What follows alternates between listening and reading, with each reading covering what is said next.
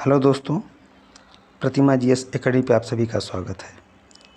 दोस्तों, आज का प्रश्न है, समाज में कमज़ोर वर्गों के लिए विभिन्न आयोगों की बहुलता अतिव्यापी अधिकारिता और प्रकारों के दोहरेपन की समस्या की ओर ले जाती है। क्या यह अच्छा होगा कि सभी आयोगों को एक व्यापक मानव अधिकार आयोग के क्षेत्र में विलय कर दिया जाए? अपने उत्तर के पक्ष में तर्क दीजिए। दोस्तों, ये पेपर फर्स्ट के सामाजिक मुद्दे से संबंधित प्रश्न हैं। आप लोग लाइक करें, शेयर करें। जिन दोस्तों ने अभी तक हमारे चैनल को सब्सक्राइब नहीं किया है वो सब्सक्राइब कर लें।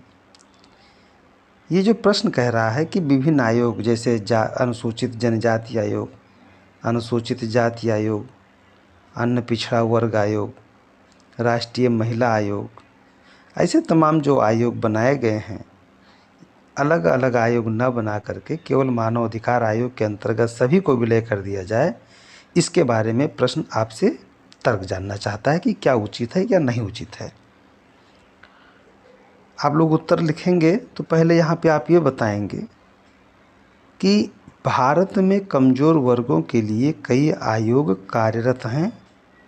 इनमें से कुछ संवैधानिक उपबंध द्वारा गठित हैं तो कुछ सांविधिक स्वरूप लिए हुए हैं, यानी कुछ संवैधानिक हैं तो कुछ सांविधिक हैं। दरअसल भारत में महिलाओं, बच्चों, अनुसूचित जातियों, अनुसूचित जनजातियों, पिछड़ा वर्ग, वृद्धजन, निःशक्तजन और तृतीय लिंगी समुदाय के हितों की सुरक्षा के लिए कई आयोग कार्य कर रहे हैं, जैसे राष्ट्रीय महिला आयोग, राष्ट्रीय बाल अधिकार संरक्षण आयोग, राष्ट्रीय अनुसूचित जाति जनजाति आयोग, पिछड़ा वर्ग आयोग।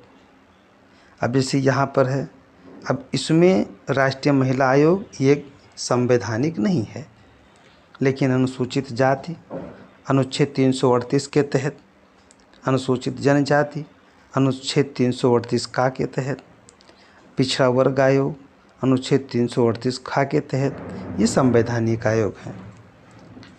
ऐसे में कई बार ऐसी स्थिति आती है कि इन आयोगों के कार्यक्षेत्र में अतिव्याप्ति हो जाए या फिर इनके प्रकारों में भी दोहरापन जैसी समस्या प्रकट हो जाए। होता क्या है कि प्रश्न जो कह रहा है, प्रश्न का मूल ये है कि अगर दो सबको ये कर दिया जाएगा तो जो एक बार जिसे पिछड़ा वर्ग से संबंधित समस्या है, पहले पिछड़ा वर्ग देखता है, उसके बाद मानव अधिकार आयोग देखता है, तो दोहरापन हो जाता है, एक ही कार्य को दो बार देखना पड़ता है। तो ऐसे दोहरापन से बचाव हो सके, अतः इन सभी कमज़ोर वर्गों के लिए पृथक आयोग के स्थान पर केवल मानवाधिकार आयोग को ही बनाए रखने का विकल्प सामने आता है। इस परिप्रेक्ष्य में इस विकल्प के विभिन्न सकारात्मक और नकारात्मक पक्षों पर ध्यान देने की आवश्यकता जान पड़ती है। सकारात्मक पक्ष क्या है? सकारात्मक पक्ष ये कि चूँकि कमज़ोर वर्गों के मानवाधिकारों की सुरक्षा का प्रश्न सभी संबद्ध आयोगों की कार्यसूची में वरीयता क्रम में होता है, अतः मानवाधिकार आयोग इस कार्य को सहजता से पूरा कर सकता है। मतलब ये कहने का तात्पर्य है कि अगर सभी आयोगों को एक कर दिया जाए, मानवाधिकार आयोग के रूप में बना दिया जाए, तो अच्छी बात है, वो देख सकता है। सकारात्मक पक्ष के अंतर्गत आपको लिखना है। इसी में अगला बिंदु लिखना है, अलग अलग आयोगों के मध्य कार्यों के अतिव्यापन की समस्या का निपटारा किया जा सकता है। वृद्धजनों, निःशक्तजनों या फिर तृतीय लिंगी समुदाय के समुचित विकास के लिए संभावित तौर पर पृथक आयोग की स्थापना की आवश्यकता नहीं है। ये तो हो गया सकारात्मक पक्ष। अब नकारात्मक पक्ष क्या है? क्यों नहीं करना चाहिए ये? भारत में कार्यरत सभी आयोग संबद्ध वर्गों के संवैधानिक और सामाजिक अधिकारों की रक्षा पर विशेष रूप से ध्यान देते हैं। अतः इन सभी से जुड़े मामलों पर केवल मानवाधिकार आयोग में विचार करना इनके हितों की पूर्ति में व्यवधान ला सकता है। जैसे एससी आयोग है तो वो स्पेशली ध्यान देता है अपने वर्ग के लिए, एसटी आयोग है, पिछड़ा वर्ग आयोग है, महिला आयोग है, बच्चों से संबंधित आयोग हैं। तो ये लोग अलग अलग स्पेशलाइजेशन विशेषीकृत होकर के कार्य करते हैं, और जब ये एक ही हो जाएंगे तो मानवाधिकार के लिए संभव नहीं हो पाएगा कि उतनी स्पेशलाइजेशन के रूप में कार्य कर सकें, ऐसा उत्तर में कहा गया है। कमज़ोर वर्गों की समस्याएं, उनके उपचार और समाज में इन वर्गों की स्थिति भिन्न भिन्न है। अतः मानवाधिकार आयोग के लिए इन सब पर एक साथ नियंत्रण पाना एक कठिन कार्य हो सकता है। वर्तमान में राष्ट्रीय मानवाधिकार आयोग में सभी महत्वपूर्ण आयोगों के प्रतिनिधि विद्यमान हैं। अतः ये सभी प्रमुख अपने अपने आयोगों से जुड़े मानव अधिकार मुद्दों को राष्ट्रीय मानवाधिकार आयोग के समक्ष उठाते हैं।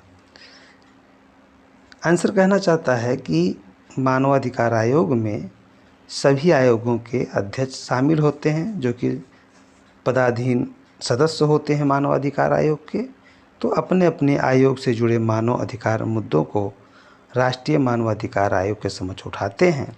इस प्रकार एक व्यापक मानवाधिकार आयोग के अंतर्गत सभी आयोगों का विलय करने से बेहतर विकल्प यह हो सकता है कि सभी संबद्ध आयोग अपने कार्यक्षेत्र को इस प्रकार परिभाषित करें ताकि अतिव्यापी अधिकारिता और प्रकार्यों के दोहरेपन की समस्या में कमी लाई जा सके।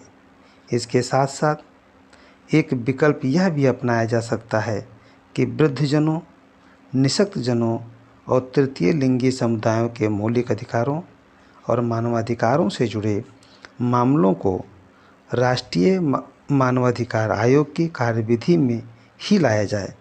अतः इसके लिए अलग से कोई आयोग गठित करने की आवश्यकता नहीं है, लेकिन इस परिप्रेक्ष्य में इनके हितों से कोई समझौता न हो, इसका भी ध्यान रखना चाहिए। यानी इसमें कहा गया कि जो वृद्धजन है, निःशक्तजन है, तृतीय लिंगी समुदाय हैं, इनके लिए अलग से अगर कोई आयोग नहीं बनाना है तो मत बनाइए, लेकिन मानवाधिकार आयोग इतना ध्यान रखे कि इनके जो हित हैं वो प्रभावित न हों और इनका पूरा ध्यान रखना चाहिए। धन्यवाद। जय हिंद, जय भारत।